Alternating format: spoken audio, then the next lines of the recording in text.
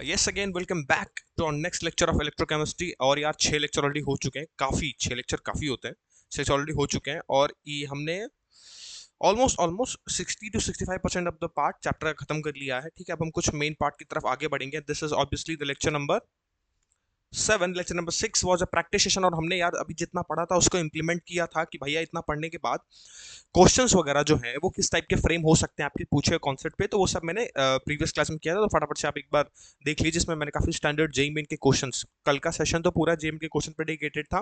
काफी अच्छे अच्छे क्वेश्चन हमने कल के सेशन में सॉल्व किए। This was all about the previous lecture and now again this is lecture number 6 of the प्यारा सा चैप्टर इलेक्ट्रोकेमिस्ट्री। और यार आज का चैप्टर की शुरुआत हम आगे के कॉन्सेप्ट से करेंगे और द वेरी इंपॉर्टेंट थिंग आज मैं शुरू कर रहा हूं, टॉपिक नोट डाउन कर लीजिए, that is electrochemical series. Electrochemical series ये भी एक काफी इंपॉर्टेंट सेक्शन होता है जिसको शॉर्ट में ईसीएस भी कहा जाता है। बच्चे ईसीएस शॉर्ट में याद करके रखते हैं, that is electrochemical series. Electrochemical series is nothing but a reactivity series. याद करो क्लास 10 वगैरह में आपने छोटी सी रिएक्टिविटी सीरीज पढ़ी थी, है ना। मेटल्स एंड नॉन मेटल्स करके एक चैप्टर होता है, वहां आपको रिएक्टिविटी सीरीज थोड़ी बहुत सिखाई जाती है। तो electrochemical series is nothing but an reactivity series. अब भैया जो इलेक्ट्रोकेमिकल सीरीज है ये डिजाइन क्यों की गई, कैसे डिजाइन की गई। देखो जो इलेक्ट्रोकेमिकल सीरीज है, सिंपली मैं तुम्हें बता देता हूं।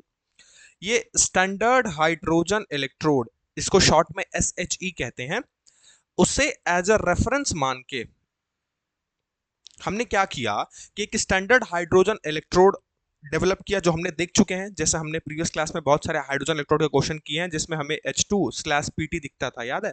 मैंने बोला था कि इसको SHE कहते हैं, स्टैंडर्ड हाइड्रोजन इलेक्ट्रोड कहते हैं। तो हमने एक स्टैंडर्ड हाइड्रोजन इलेक्ट्रोड को एज अ रेफरेंस मान के जितने भी metal as well as non metal होते हैं सबके ई नॉट सेल को कंपेयर किया। किसको? ई नॉट सेल मतलब standard electrode potential. Standard electrode potential जितने भी मेटल्स और नॉन मेटल्स हैं, मेजर जितने नॉन मेटल्स और मेटल्स हैं, उन सबको हमने क्या किया, SHE स्टैंडर्ड हाइड्रोजन इलेक्ट्रोड को एज अ रेफरेंस मान के सभी के ई नॉट सेल को कैलकुलेट किया और उनके ई नॉट सेल की वैल्यू के हिसाब से हमने एक ऑर्डर बनाया, हमने एक सीरीज बनाई लाइन वाइज। ठीक है, तो इसी को कहते हैं इलेक्ट्रोकेमिकल सीरीज। तो electrochemical series is nothing but also called a reactivity series, जिसको बनाया किसे जाता है, स्टैंडर्ड हाइड्रोजन इलेक्ट्रोड के रेफरेंस से। मतलब रेफरेंस है, सिंपल कहने का मतलब क्या है कि हमको सबको पता है, मैंने आपको बताया था कि हाइड्रोजन इलेक्ट्रोड का जो ई नॉट सेल होता है वो 0 वोल्ट होता है। ठीक है, मैंने सर्च करके भी दिखाया था कभी किसी लेक्चर में। ठीक है, तो आप इसी साल इस चीज को पढ़ चुके हो मेरे लेक्चर के अंदर। हमको ये चीज पता है, मैं तुमको बता चुका हूं कि भैया कहीं भी स्टैंडर्ड हाइड्रोजन इलेक्ट्रोड लिख दे तो उसका ई नॉट सेल 0 वोल्ट होता है।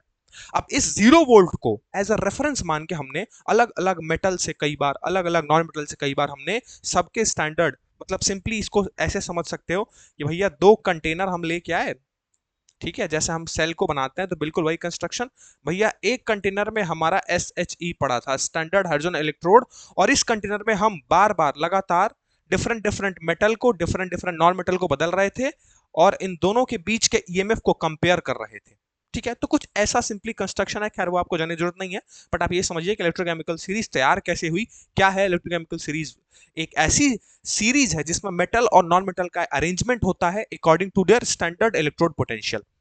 मतलब उनकी ई नॉट सेल की फिक्स वैल्यू के हिसाब से हम एक ऑर्डर बनाते हैं, हम एक सीक्वेंस बनाते हैं, हम एक सीरीज बनाते हैं, उसको हम इलेक्ट्रोकेमिकल सीरीज कहते हैं।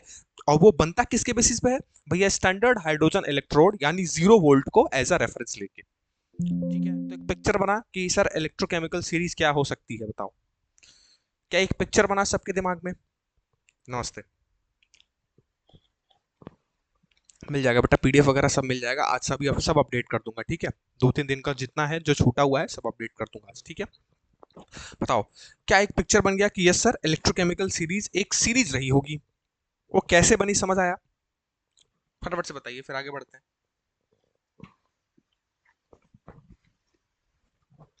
Am I audible? अरे आवाज आवाज आ रहा है कि नहीं, ये बताओ पहले। आवाज आवाज आ रही है अभी? मेरे को 1 सेकंड ठीक करता हूँ मैं अभी, रुक जाओ, एक बार मैं स्क्रीन शेयर करता हूँ तो शायद अच्छे से दिखे तुम्हें। अब ठीक है? अभी ठीक है क्या बच्चा? अच्छा एक सेकंड, अब अभी ठीक है, बेटर? फटाफट से एक बार फिर से बताना, अभी ठीक है? चलो गुड, ठीक है। चलिए आइए, अब मेरे साथ भैया देखो, अब इस चीज में तो मैं तुम्हारा कुछ नहीं कर सकता, क्यों? क्योंकि भैया ये सीरीज थोड़ी लंबी है और इस सीरीज को आपको एज हू बहू याद रखना है। भैया पहले सीरीज लिखा दो, वो सीरीज के एलिमेंट्स पहले मेरे साथ नोट डाउन कर लीजिए यार। अब इसका कोई ट्रिक तो मैं नहीं दिया था, ठीक है, और मेरे पास है भी नहीं ट्रिक, तो मैं बेफालतू की ट्रिक नहीं देने जाऊंगा। मैं तो कहूंगा यार इंजीनियर हो, थॉरली याद कर लो इसको।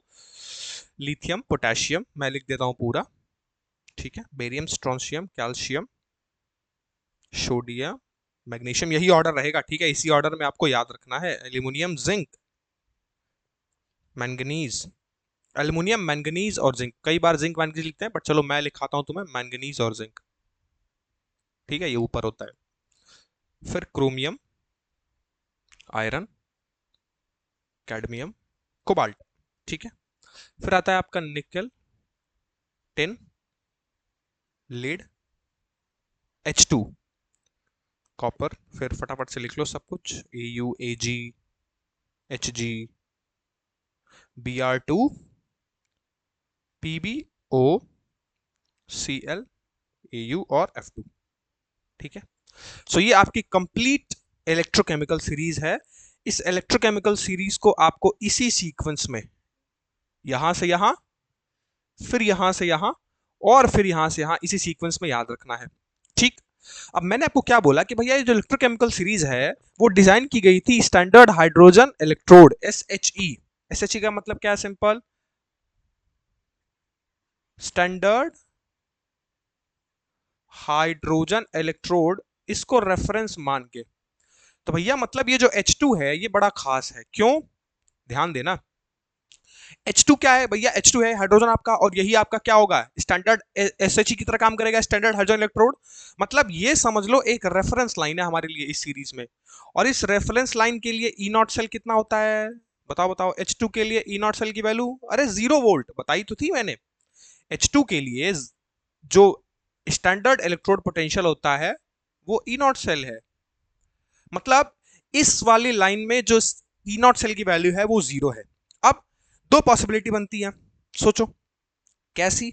भैया एक तो इस हाइड्रोजन से नीचे वाले एलिमेंट जो कि यहां से यहां तक हैं, और एक पॉसिबिलिटी ये बनती है कि ये हाइड्रोजन से ऊपर वाले एलिमेंट जो कि यहां से यहां तक बनती है कि नहीं? सोचो, तो आपको दिख रही है हाइड्रोजन को समझ लो एज अ रेफरेंस लाइन, और इस रेफरेंस लाइन से ऊपर आप देखोगे तो आपको क्या दिखेगा कि भैया सभी के सभी यहां से यहां यहां तक ये सभी के सभी मेटल्स हैं।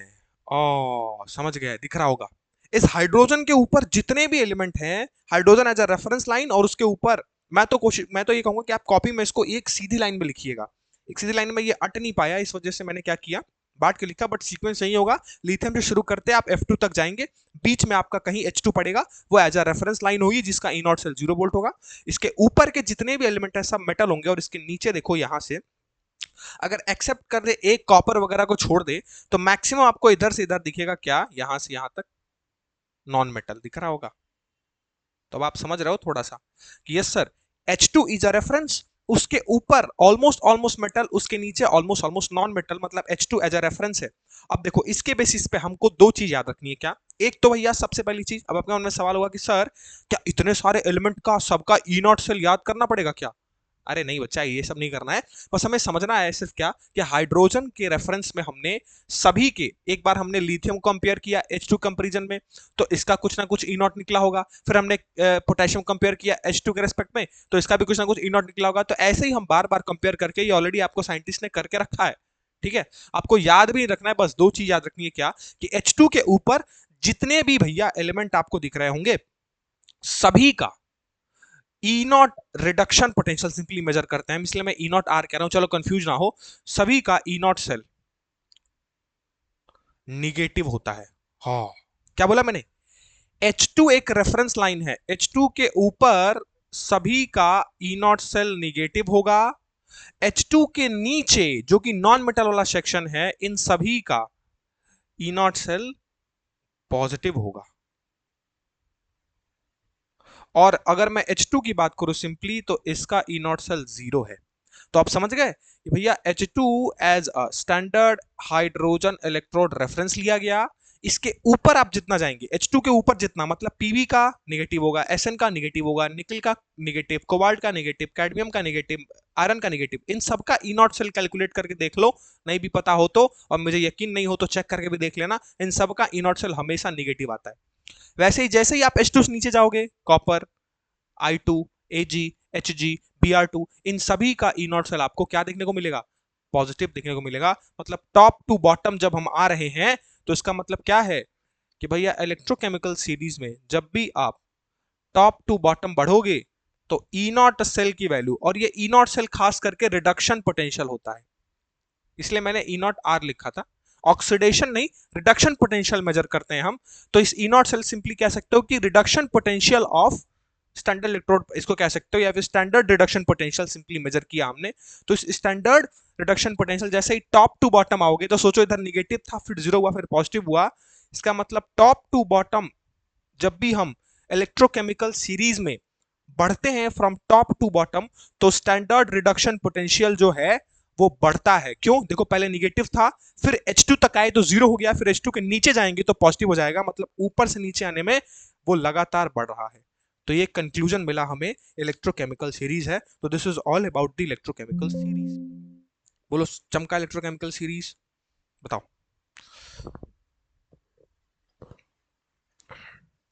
क्या समझ आया? कि यस सर, इलेक्ट्रोकेमिकल सीरीज में H2 एज अ रेफरेंस, उसके ऊपर सभी ई नॉट सेल निगेटिव होंगे, उसके नीचे सभी ई नॉट सेल पॉजिटिव होंगे, और ऊपर से नीचे जैसे जैसे हम आगे बढ़ेंगे तो ई नॉट सेल की वैल्यू ग्रेजुअली इंक्रीज होगी।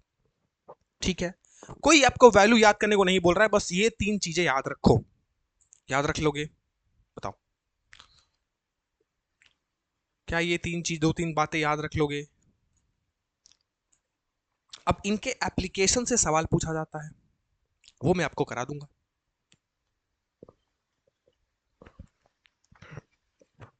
चलिए बहुत बढ़िया, ठीक है।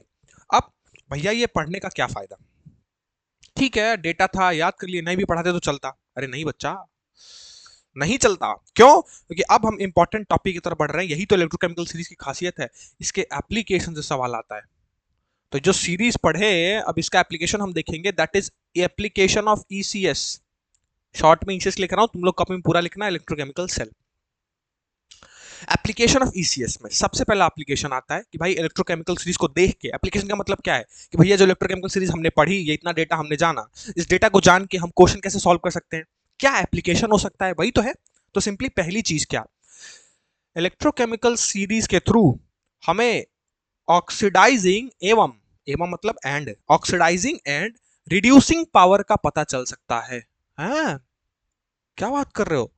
मतलब ईसीएस को देखकर डायरेक्टली हम बता सकते हैं कि किस एलिमेंट का, इन सब में से, इस पूरी सीरीज में से किस एलिमेंट का रिड्यूसिंग पावर ज्यादा होगा, किस एलिमेंट का ऑक्सीडाइजिंग पावर ज्यादा होगा, दोनों बता सकते हैं। यस इट इज, यही तो फायदा है, इसलिए तो ईसीएस बनाई गई। तो ईसीएस का सबसे पहला एप्लीकेशन क्या है कि भैया ऑक्सीडाइजिंग और रिड्यूसिंग पावर पता कर सकते हो। कैसे? नोट करना मेरे साथ कुछ important point. Oxidising power check करने के लिए याद रखिएगा, याद रखिएगा, एक सेकेंड। ऑक्सीडाइजिंग पावर चेक करने के लिए, ऑक्सीडाइजिंग पावर मतलब शॉर्ट में ओपी लिख रहा हूं, ठीक है। ऑक्सीडाइजिंग पावर चेक करने के लिए क्या चेक करना है कि जो भी ऑक्सीडाइजिंग पावर होता है किसी भी एलिमेंट का, वो डायरेक्टली प्रोपोर्शनल होता है स्टैंडर्ड रिडक्शन पोटेंशियल के, मतलब ई नॉट सेल के स्टैंडर्ड रिडक्शन पोटेंशियल, मतलब reduction potential of E naught cell के। मतलब जो ये वैल्यू लिखी है, ये स्टैंडर्ड रिडक्शन पोटेंशियल ही तो थी, मतलब ये एसआरपी ही तो है। तो मैंने क्या बोला कि टॉप टू बॉटम जाने में एसआरपी की वैल्यू घटती बढ़ती है। मैंने क्या बोला? ई नॉट सेल रिडक्शन, जिसको शॉर्ट में स्टैंडर्ड रिडक्शन पोटेंशियल भी कहा जाता है। मैंने क्या बोला कि ऑक्सीडाइजिंग पावर हमेशा डायरेक्टली प्रोपोर्शनल होगा एसआरपी के, और इनवर्सली प्रोपोर्शनल होगा एसओपी के।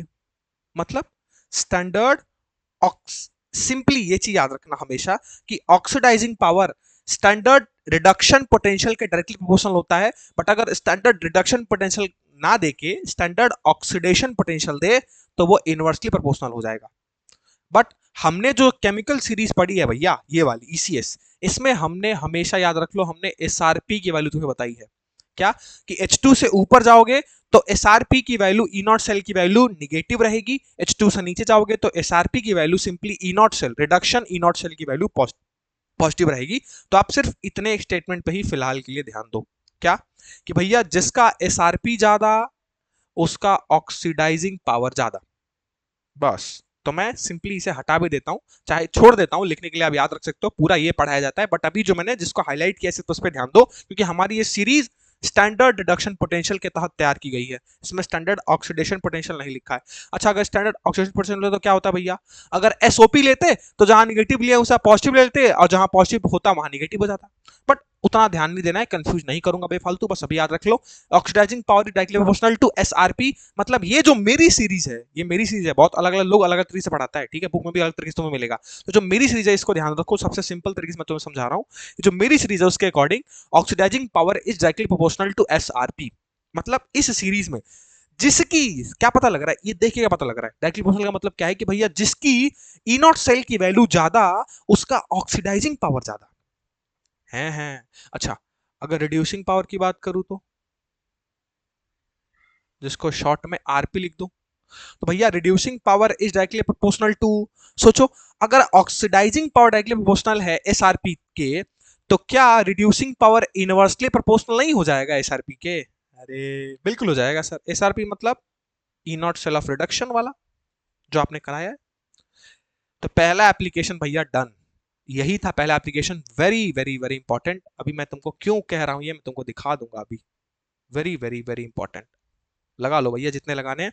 क्या याद रखना है, सीधा oxidising power OP is directly proportional to standard reduction potential, और reducing power is inversely proportional to standard reducing potential. मतलब सिंपल कहने का मतलब है कि जितना ई नॉट सेल की वैल्यू मेरे वाले सीरीज के अकॉर्डिंग, जितनी ज्यादा ई नॉट सेल की वैल्यू उतना ज्यादा ऑक्सीडाइजिंग पावर, और जितना ज्यादा ई नॉट सेल की वैल्यू उतना कम reducing power. First application is done done done. बताओ क्लियर हुआ, पहले ये समझाओ, सिंपल लैंग्वेज में तुमसे बोला हूं मैं, क्या क्लियर हुई ये बात, क्या ये बात क्लियर हुई, बताओ फटाफट से, yes sir, now I can compare, कि भैया जिसका जितना ज्यादा ई नॉट सेल उतना ऑक्सीडाइजिंग पावर ज्यादा और उतना कम रिड्यूसिंग पावर, उल्टा इनवर्स खेल चल रहा है। चलो भैया, this is all about the first application. Second application मेरे साथ नोट डाउन कीजिए। अच्छा, ये चीज आपको पता चल गई है ना, क्या, देख के सोचो, देख के कैसे, भैया सबसे ऊपर मेटल पड़ा हुआ है और सबसे नीचे नॉन मेटल पड़ा हुआ है, और जब भी हम मेटल की बात करते हैं तो मेटल जो है उसकी रिएक्टिविटी सबसे ज्यादा होती है, पढ़े हो ना कि all metal have high reactivity, मतलब मेटल जो होते हैं वो बहुत हाईली रिएक्टिव होते हैं किसी भी सब्सटेंस के साथ। तो आपको ये चीज पता चल गई होगी कि भैया जैसे ही ऊपर से नीचे आ रहे हैं तो हम मेटल से नॉन मेटल की तरफ बढ़ रहे हैं। इसका मतलब मैं अगर एक स्टेटमेंट यहां लिख दूं, क्या स्टेटमेंट है वो, लिख लो कि भैया टॉप टू बॉटम, जैसे जैसे ऊपर से नीचे आएंगे रिएक्टिविटी डैश, मतलब इस पे भरना है आपको, क्या भरना है कि भैया ऊपर से नीचे आते वक्त रिएक्टिविटी डैश होगी, क्या होगी, इंक्रीज होगी या डिक्रीज होगी। तो अगर मैं यहां रिएक्टिविटी डिक्रीजेस भर दूं तो क्या कोई गलत स्टेटमेंट होगा क्या, सोचो, मैं तुम ही से पूछता हूं, बताओ। मैंने एक स्टेटमेंट लिखी है इस इसे से अकॉर्डिंग, क्या कि जैसे ही आप टॉप टू बॉटम बढ़ोगे रिएक्टिविटी डिक्रीज होगी, क्या ये सही लिखा है कि गलत लिखा है, बताओ, सही लिखा है गलत लिखा है, सही लिखा है तो बोलो सही है, गलत लिखा है तो बोलो गलत है। एक स्टेटमेंट सीधा है, सही लिखा है गलत लिखा है, बताओ, सही लिखा है तो बोलो सर सही लिखा है, गलत लिखा है तो बोलो सर गलत लिखा है। सही है, शायद ने बोला सही है, एब्सोल्युटली सही है, क्यों, मैंने क्या बोला, अरे भैया मैंने बोला ना तुमसे कि मेटल है वो ज्यादा रिएक्टिव है, तो अगर मेटल से नॉन मेटल की तरफ जा रहे हो मतलब रिएक्टिविटी तो घट रही है ना। सबसे ज्यादा रिएक्टिव मेटल लिथियम, और सबसे ज्यादा रिएक्टिव नॉन मेटल फ्लोरीन। तो एक और डेटा यहां से निकल गया, क्या, मोस्ट रिएक्टिव मेटल, देख लो इस ईसीएस से कितना कितना चीज तुम्हें पता चल रहा है। मोस्ट रिएक्टिव मेटल कौन है, लिथियम, और मोस्ट रिएक्टिव, ये मेटल लिख लो यहां, मोस्ट रिएक्टिव मेटल लिथियम। सब नोट्स आइए, नोट्स, सब नोट्स हैं ये मजेदार वाले, कोई नहीं बताएगा। मोस्ट रिएक्टिव नॉन मेटल कौन सा है? मोस्ट रिएक्टिव नॉन मेटल कौन सा है? तो भैया जो सबसे नीचे है वही होगा। सब डेटा है, data free funded data, fluorine. Clear है? यहां बोलो, क्लियर है? चलो, अब एक छोटा सा आंसर क्वेश्चन पूछता हूं, छोटा सा अपने से बना रहा हूं, ये कोई क्वेश्चन सा नहीं, मैं तुम्हें बना रहा हूं बस थोड़ा अंडरस्टैंडिंग के लिए। Compare reactivity, compare reactivity calcium, magnesium, copper और प्लैटिनम। चलो बताओ कंपेयर रिएक्टिविटी। अब ईसीएस देख लो, क्या है क्वेश्चन, कंपेयर कीजिए रिएक्टिविटी कैल्शियम, मैग्नीशियम, कॉपर और प्लैटिनम। ईसीएस देख लो, मैंने क्या बोला भैया, जो सबसे ज्यादा ऊपर होगा वो सबसे ज्यादा रिएक्टिव होगा। अब कैल्शियम, मैग्नीशियम, कॉपर, प्लैटिनम में से सबसे ऊपर तो कैल्शियम दिख रहा है, उसके बाद मैग्नीशियम दिख रहा है, उसके बाद कहीं जाके क्या दिख रहा है, कॉपर दिख रहा है। और भैया प्लैटिनम, अच्छा प्लैटिनम मैंने इसके अंदर डाला नहीं है क्या, एक सेकंड, फीका पकाता है, एक सेकंड, आलू फीका पकाता है, आप का एक कहीं तो एक एक एलिमेंट छूटा है, मुझे डाल लेने दो, lithium, sodium, potassium, barium, potassium, calcium, zinc, copper. तो अरे यार यही छूट गया, ये I2 के ऊपर मैं भी कहूँ यहाँ कुछ तो छूटा है, यहाँ लगा लो पी, ये जस्ट इसके नीचे होता है प्लैटिनम, जस्ट इसके नीचे पीटी होता है, ठीक है। चलो मैं भी कहूँ कहीं तो छूटा था। अब देखो कंपेयर करो भैया, कॉपर उसके बाद आता है प्लैटिनम, तो इसका आंसर सिंपली क्या हो गया भैया, सबसे ज्यादा कैल्शियम, फिर है मैग्नीशियम, फिर है ये कॉपर, फिर आता है प्लैटिनम। समझ आया कैसे हमने रिएक्टिविटी कंपेयर की? समझ आया? किधर किधर, पीबी दो बार लिख दिया है क्या? ना ना ना, पीबी, एक सेकंड, एक सेकंड, एक सेकंड, एक सेकंड, एक सेकंड, एक second, S N P B P T, अरे ये हटा लो यहाँ ना, ये हटा लो, दो बार रिपीट हो गया है, ठीक है। चलो ठीक है, हाँ हो गया, हो जाता है, कोई प्रॉब्लम नहीं, ठीक है। चलो समझ आया, बताओ समझ आया? भैया कंपेयर कैसे करेंगे? कंपेयर सबसे पहले क्या, सबसे ऊपर वाली चीज, जो सबसे ऊपर उसकी रिएक्टिविटी ज्यादा, फिर उसके बाद ग्रेजुअली डिक्रीज होते आओ नीचे, ठीक है। चलो आगे बढ़ो, अब देखो, अब देखो सेकेंड एप्लीकेशन। अच्छा उससे पहले नोट पॉइंट में डालना, सेकेंड एप्लीकेशन से पहले नोट पॉइंट में कुछ चीजें डालो मेरे साथ नोट करके। क्या? हमेशा एक स्टेटमेंट याद रख लो, क्या, मेटल एबव हाइड्रोजन, क्या बोला मैंने, ध्यान से समझना, metal above hydrogen displaces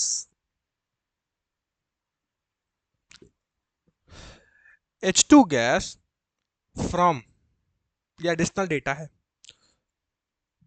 diluted acid solution.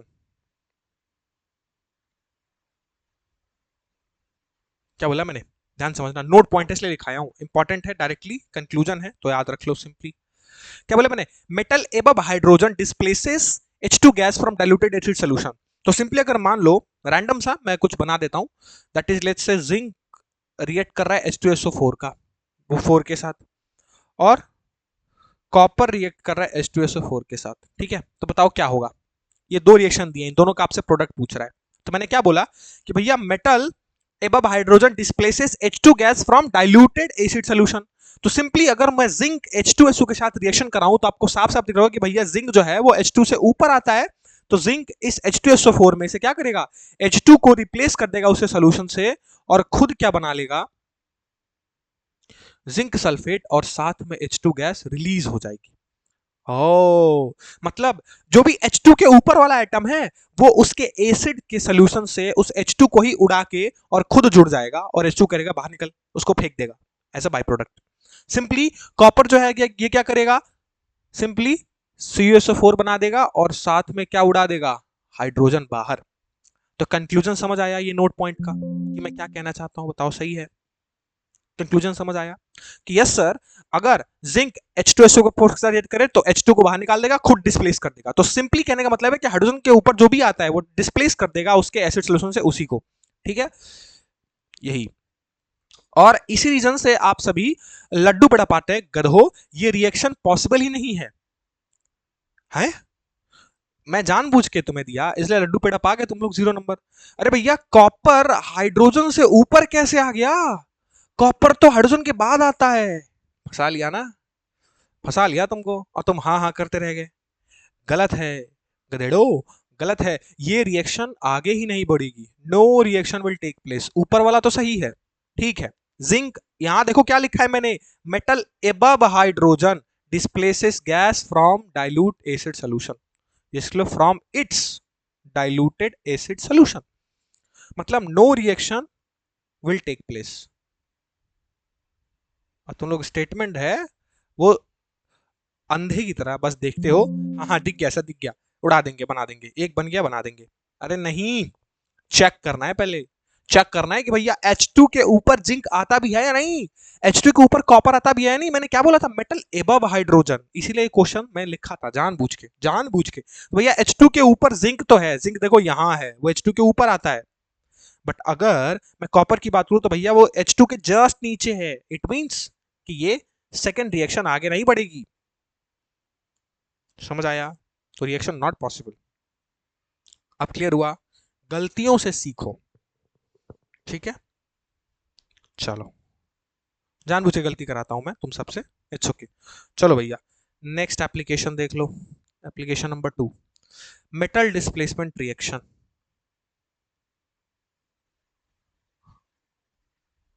Metal displacement reaction, statement पहले लिख लूंगा, फिर स्टेटमेंट से एक लाइन में समझ जाओगे।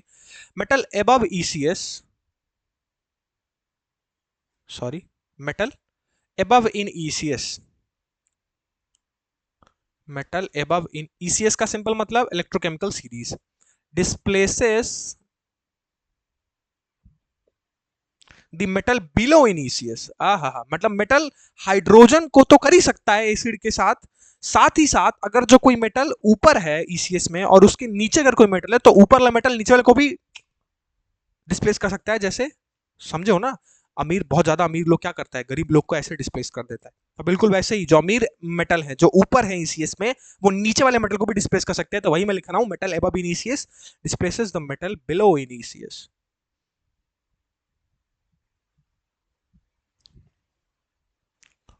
समझ आया? चलो फिर बताओ, zinc to copper sulphate, copper to zinc sulphate, बताओ भैया क्या होगा? तुम ही से पूछ रहा हूं, बताओ क्या होगा इन दोनों रिएक्शन का? अब सिंपल है, चेक करो भैया। क्या जो कॉपर सल्फेट है, सिंपली ये, इसमें भी कॉपर एक मेटल है, जिंक भी एक मेटल है, तो चेक करो कौन सा ऊपर आता है, जिंक पहले आता है कि कॉपर? तो भैया जिंक यहां है, कॉपर बाद में, मतलब पहले कौन सा आता है, जिंक। तो भैया ये रिएक्शन तो हो जाएगी जिंक सल्फेट और बाहर कॉपर तो निकल जाएगा, बट सेकेंड रिएक्शन अगेन नहीं होगी। क्यों? मैंने क्या लिखा है, metal above in ECS displaces metal below in ECS. तो भैया कॉपर जो है वो जिंक से नीचे आता है, तो कभी नीचे वाला ऊपर को डिस्प्लेस नहीं कर सकता, ऊपर वाला नीचे को जरूर कर सकता है। क्लियर हुआ? इसको कहते हैं मेटल डिस्प्लेसमेंट रिएक्शन, जो कि ईसीएस को देख के ही पता चलेगा। जिंक कर देगा, सीओ नहीं करेगा, बहुत बढ़िया, समझ गए? इसीलिए ईसीएस जो है, इलेक्ट्रोकेमिकल सीरीज जो है, उसका पता होना जरूरी है कि भैया कौन सा रिएक्शन होगा, कौन सा रिएक्शन नहीं होगा, पता तो होना चाहिए। चलो next application, non metal displacement reaction, third, non metal displacement, अरे किधर गया, वापस लिख लो, थर्ड एप्लीकेशन लिखिए,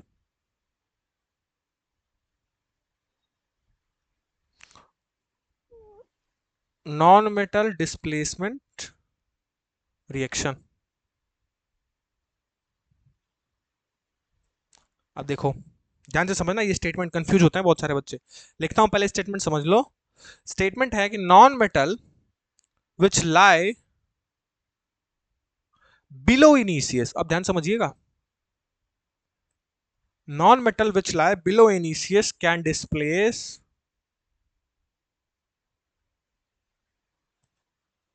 the non metal, can displace the non metal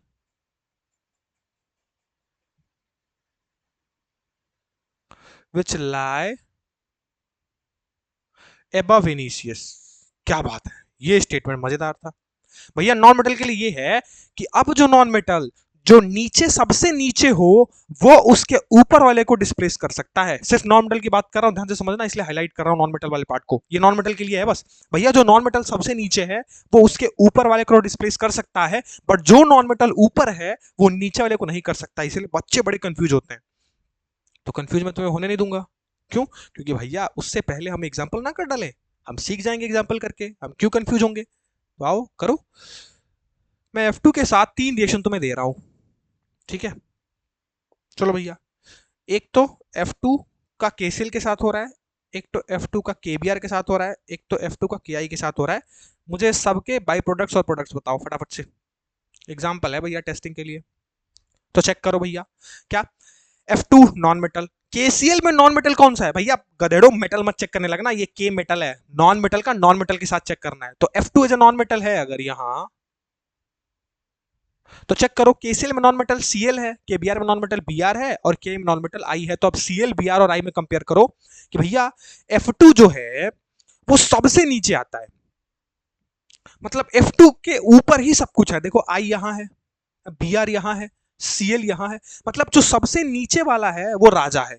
मतलब F2 इज अ राजा यहाँ, और वो अपनी प्रजा को क्या कर सकता है? आराम से डिस्प्लेस कर सकता है। अरे ऐसा नहीं बोल रहा हूँ, मजाक में समझ लो बस ये कि भैया F2 जो है वो सबसे नीचे है, तो मतलब वो क्लोरीन के भी नीचे है, वो ब्रोमीन के भी नीचे है, वो आयोडीन के भी नीचे है, तो वो आराम से तीनों को खदेड़ सकता है, तीनों को डिस्प्लेस कर सकता है। क्यों? क्योंकि स्टेटमेंट यही कहती है कि नॉन मेटल जो सबसे नीचे होता है वो उसके ऊपर को डिस्प्लेस कर सकता है। मतलब लिखो, non metal which lie below in ECS can displace the non metal which lie above in ECS. इसका मतलब कि सब रिएक्शन पॉसिबल होगा। एक बार भैया KF बनेगा, एक बार भैया KF बनेगा, एक बार भैया KF बनेगा, बट इनके बाई प्रोडक्ट्स आराम से निकलेंगे। कैसे भैया? As a Cl2, as a Br2 और एज अ I2। बोलो चमका कि नहीं चमका? बताओ फटाफट से। मजा आया कि नहीं? बताओ। मजा आया कि यस सर। नाउ हम सीख गए, हम समझ गए कि नीचे वाला ऊपर वाले को कर सकता है। अब राजा का बेटा राजा नहीं बनेगा, राजा वह बनेगा जो हकदार है। तो इस बार F2 हकदार था, इसलिए वो राजा बन गया, उसने डिस्प्लेस कर दिया सबको कि निकलो मेरे राज्य से। हम जो कि ठीक है, चलो। अच्छा, अगर कर दी तो एक दो और बता दूं। हाँ भैया, एग्जाम्पल तो मैं यूं बना सकता हूँ, कोई दिक्कत नहीं है। चलो इस बार Cl2 लेते हैं, और Cl2 का भी 3 के साथ करा देते हैं। आ जाओ, ठीक है। रिएक्शन होगा KI, KBr, KF, ठीक है। इसमें तुम्हें बताना है, बताओ which of the following reaction is not possible. मैं ही सवाल बना दिया बैठे बैठे। Which of the following reaction is not possible, ठीक है। एक और चलो बना दो मजेदार एग्जांपल, मैं खुद बना देता हूँ। इस बार चलो I2 ले लेते हैं इस बार, ठीक है। इसका भी 3 के साथ ले लो। बताओ। KCl, KBr, चिंता ना करो, मास्टर कर दूंगा मैं तुम्हें। Is this reaction possible? ये बताओ, यस और नो में जवाब देना है नीचे वाले आंसर का।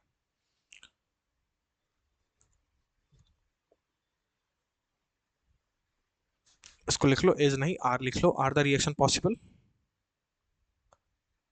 Are these reactions possible? चलो बताओ फटाफट से सब लोग, मैं सबके आंसर सब चेक कर रहा हूँ, ठीक है। ये मेरे बनाए हुए एग्जांपल है रैंडम से। अच्छा, Cl KF के साथ नहीं बनाएगा तो नो। चलो बहुत बढ़िया, समझ गए, बड़ा सिंपल है यार। देखो चेक कर लो भाई, I, Br और F साफ साफ दिख रहा है भैया।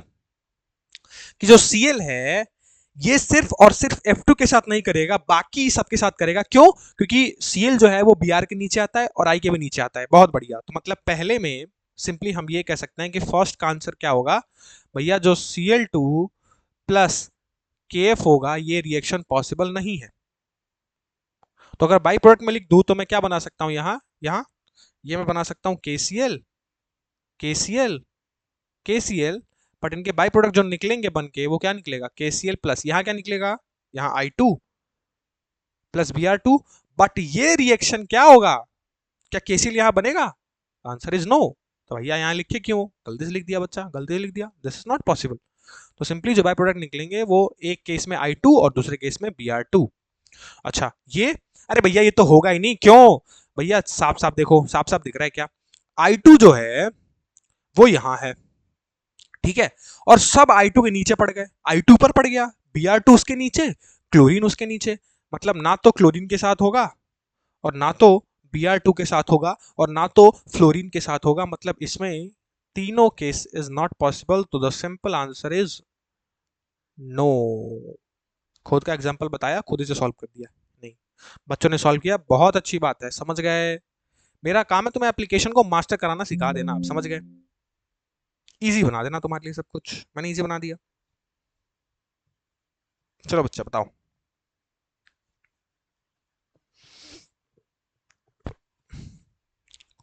Yup clear.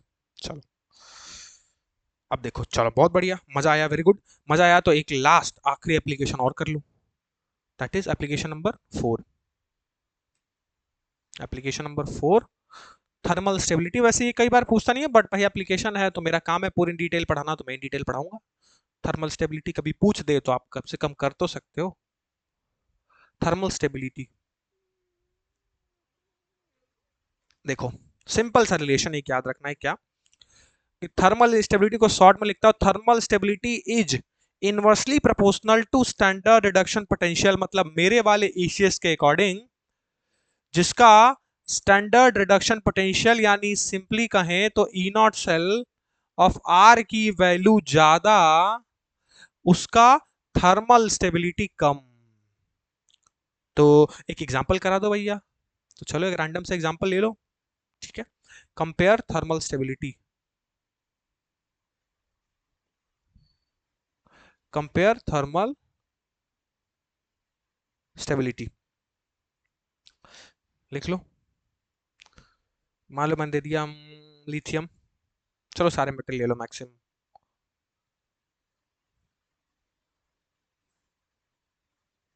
ठीक है, या फिर चलो शुरुआत के एटम ही ले लो, क्या दिक्कत है।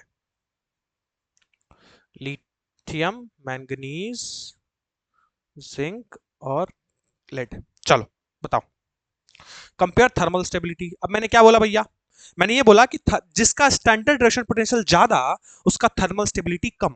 अब मैंने ये बोला था कि भैया जो रिएक्टिविटी सीरीज है उसमें सबसे ऊपर भैया बहुत ज्यादा नेगेटिव वैल्यू होगी, मतलब सबसे छोटी ई नॉट सेल की वैल्यू किसकी होगी, लिथियम की, उसके बाद ई नॉट सेल की वैल्यू बढ़नी शुरू होगी। तो आपको ये चीज देख रही होगी कि भैया जो पीवी है वो ऑलमोस्ट ऑलमोस्ट हाइड्रोजन के जस्ट ऊपर है, मतलब सबसे ज्यादा ई नॉट सेल की वैल्यू किसकी होगी, लेड की। किसकी होगी भैया, लेड की। यहां दिख रहा है लेड, मतलब लेड की सबसे ज्यादा इनॉट सेल की वैल्यू, और जिसकी सबसे ज्यादा इनॉट सेल की वैल्यू उसका सबसे कम थर्मल स्टेबिलिटी, मतलब लेड सबसे लास्ट में आएगा, ये तो पता चल गया। अच्छा, उसके बाद भैया लेड के ऊपर से चेक करते चलो, लेड के ऊपर से भैया आया आया आया जिंक आया भैया, जिंक जिंक जिंक। फिर उसके बाद लेड के बाद किसका, जो सेकंड सबसे ज्यादा आरपी की वैल्यू होगी, मतलब इनॉट सेल की वैल्यू होगी, वो जिंक की होगी। तो भैया इसका मतलब कि इसके बाद क्या आएगा, सिंपली जिंक आएगा। उसके बाद भैया जिंक के ऊपर है Mg, मतलब as compare to zinc Mg की वैल्यू क्या होगी, कम होगी, इट मींस उसका थर्मल स्टेबिलिटी ज्यादा होगा। अरे किधर चला गया, मैं ज्यादा पीछे चला गया क्या, देखो इसके ऊपर Mg है, मतलब सिंपली द आंसर इज, समझ गए होगे अब आप कि Mg और फिर आएगा लिथियम। तो ऐसे सिंपल क्वेश्चंस आपसे एप्लीकेशन पे बेस्ड पूछे जा सकते हैं, बट एप्लीकेशन की बेस्ड अब कुछ मजेदार क्वेश्चन भी हम करेंगे। सबसे कम, अरे सबसे ज्यादा थर्मल स्टेबल क्यों, क्यों? क्योंकि वो सबसे ज्यादा नेगेटिव है, और जो सबसे नेगेटिव मतलब वो बहुत छोटी वैल्यू, और जिसकी सबसे छोटी वैल्यू इनवर्सली प्रोपोर्शनल है ना, उसकी थर्मल स्टेबिलिटी सबसे ज्यादा, इसलिए एलआई की सबसे ज्यादा थर्मल स्टेबिलिटी। अरे तो गधे हो क्या? अरे बुड़बके हैं क्या आप? अरे भैया जब एसआरपी की वैल्यू सबसे कम होगी तो थर्मल स्टेबिलिटी सबसे ज्यादा होगा ना, तो मैंने थर्मल स्टेबिलिटी को कंपेयर करने को बोला है, तो सबसे ज्यादा स्टेबल लिथियम ही तो होगा। मैं कौन सा दूसरा लैंग्वेज बोल रहा हूँ? अरे भैया मैं अभी तो वही बोल रहा हूँ कि सबसे कम होगा लिथियम का। जब लिथियम का ई नॉट सेल सबसे कम, एसआरपी ही भूल रहा था मैं। अरे भैया तो एसआरपी की वैल्यू सबसे कम लिथियम की होगी तो उसकी थर्मल स्टेबिलिटी सबसे ज्यादा होगी ना। उल्टा रिलेशन है, इनवर्स रिलेशन है। मैंने तुमको थर्मल स्टेबिलिटी कंपेयर करने को बोला था, ई नॉट सेल कंपेयर करने को नहीं बोला था बच्चा। अब समझ आया? रिलेशन चेक कर लो ना। जिसकी थर्मल स्टेबिलिटी, जिसकी ई नॉट सेल की वैल्यू सबसे कम, उसकी थर्मल स्टेबिलिटी सबसे ज्यादा। तो मैं तुमको क्या बोला था? Compare thermal stability, not compare E naught cell. ठीक है, चलो। तो यहां खत्म होता है पूरा आज ECS electrochemical series along with their application, along with their example। But उससे पहले, आज के सेशन को छोड़ने से पहले, मैं एक दो क्वेश्चन आपको बढ़िया वाले कराना चाहता हूं, जो कि जेई में भी पूछे गए हैं। क्या बात कर रहे हो सर? जेई में भी पूछे गए? बिल्कुल पूछे गए बच्चा। अरे किधर गया, मिट क्यों रहा है? तो बस अब मेरे साथ इस स्लाइड को रेप्लिकेट कीजिए और एक दो क्वेश्चन करके आज के सेशन की समाप्ति करते हैं कि भैया कैसे क्वेश्चन पूछे जा सकते हैं अच्छे वाले। ये सब तो एग्जाम्पल हमने छोटे मोटे देख लिए, पर भैया अच्छे वाले क्वेश्चंस कुछ करा दो तो फिर मजा आ जाएगा। तो भैया करो ना, मैं देख ही रहा हूं तुम्हें। आओ, क्वेश्चन नोट कीजिए मेरे साथ। क्वेश्चन आया है जेईई मेन 2021। क्वेश्चन नोट कीजिए मेरे साथ। क्वेश्चन क्या है? Given given CO plus 3 plus 1 electron, and that will gives you COT. PB plus 4 plus 2 electron, that is forming PB plus 2. C plus 4 plus 1 electron, that will gives you C plus 3, और Bi जिसको बिस्मुथीन भी कहते हैं plus Bi। ठीक है, अब साथ में कॉमा देके इनका ई नॉट सेल का वैल्यू भी लिख दिया है। ई नॉट सेल इनका है प्लस 1.8 वोल्ट, सेकेंड रिएक्शन का ई नॉट सेल है प्लस 1.6 वोल्ट, थर्ड सेल का ई नॉट सेल है। बढ़िया क्वेश्चन है, ये सब क्वेश्चन बिल्कुल पूछे जाते हैं। 1.67 नहीं, 1.61 है। और फोर्थ का ई नॉट सेल, अब आप मेरे बच्चे बहुत जल्दी बता देंगे इस चीज को, दैट इज प्लस 0.2 वोल्ट। बोला है ऑक्सीडाइजिंग पावर, आय हाय हाय, अरे सर डायरेक्ट स्टेटमेंट, अभी अभी पढ़ा। Oxidising power of the species, species मतलब यही जो ऊपर मेटल्स दिए हुए हैं, will increase in the order, will increase in the order, option A note down कीजिएगा। C plus 4 less than plus less than bismuthine and cobalt plus 3, option B B plus 3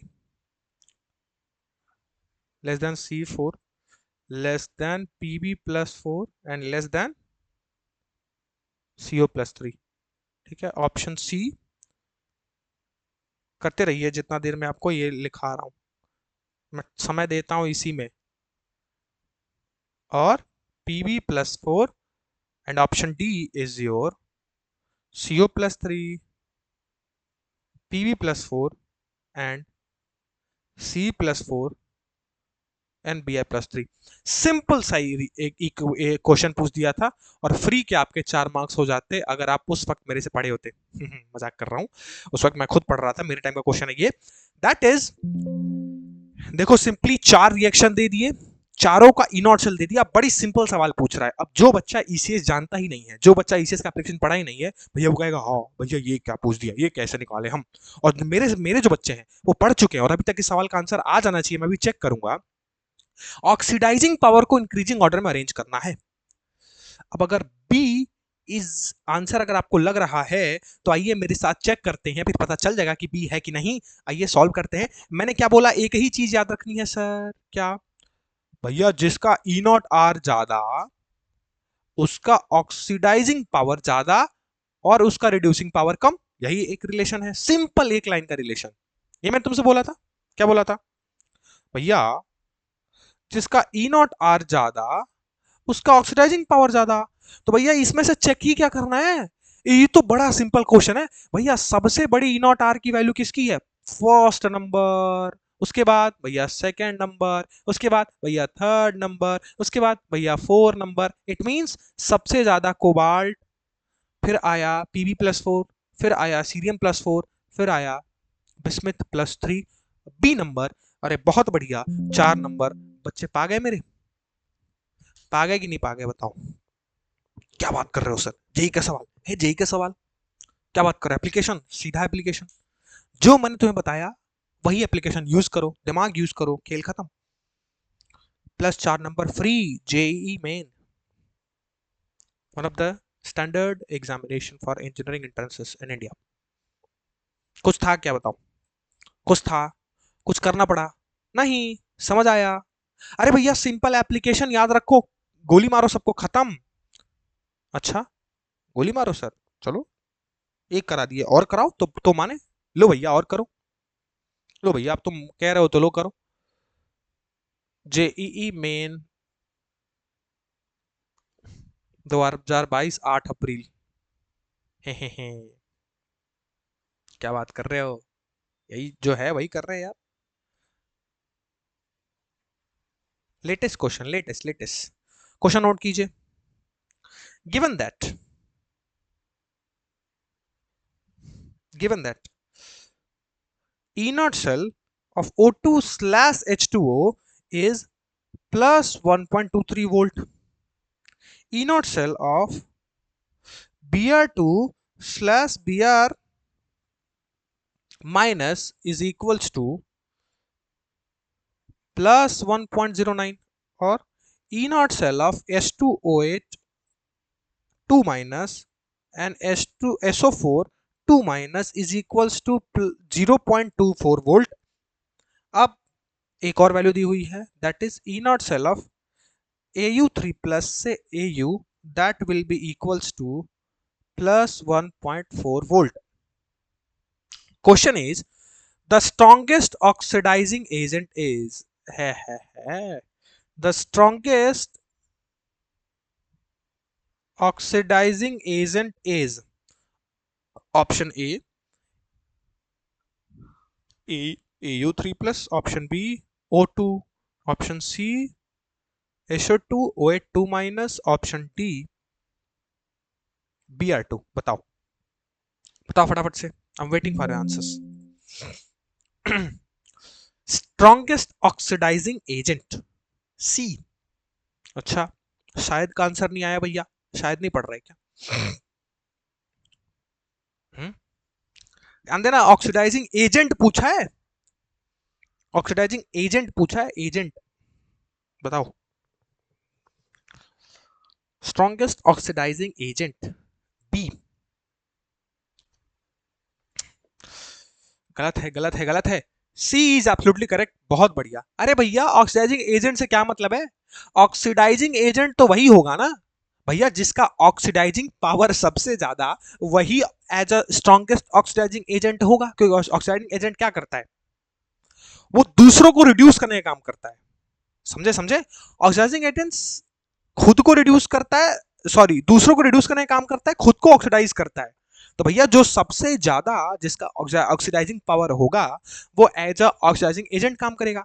अब compare ही क्या करना है, मैंने क्या बोला कि भैया जिसका ई नॉट आर ज्यादा उसका ऑक्सीडाइजिंग पावर ज्यादा और वो स्ट्रॉन्गेस्ट ऑक्सीडाइजिंग एजेंट। तो प्लस चार नंबर फ्री के मिल गए फिर से, किसका भैया, साफ साफ दिख रहा है 2.05, मतलब बी S2O8 माइनस।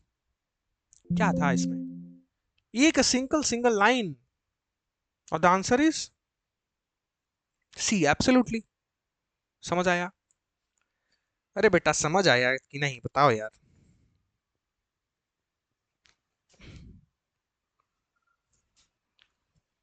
चलो, समझ आया।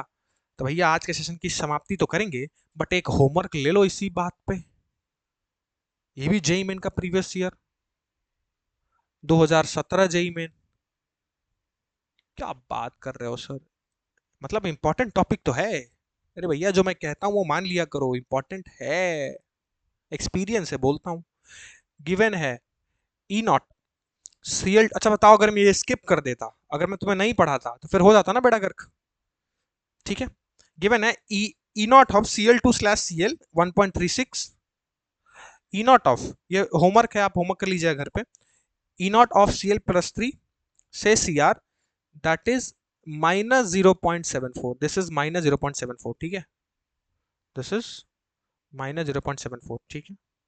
ई नॉट ऑफ Cr2O7 2 माइनस से Cr3+, Cr मतलब क्रोमियम, इसका दिया हुआ है 1.33 वोल्ट। और ई नॉट ऑफ MnO4 माइनस से Mn+2, MnO4 माइनस से Mn+2, मैंगनीज+2, ये दिया हुआ है भैया 1.51 वोल्ट। क्वेश्चन है अमॉन्ग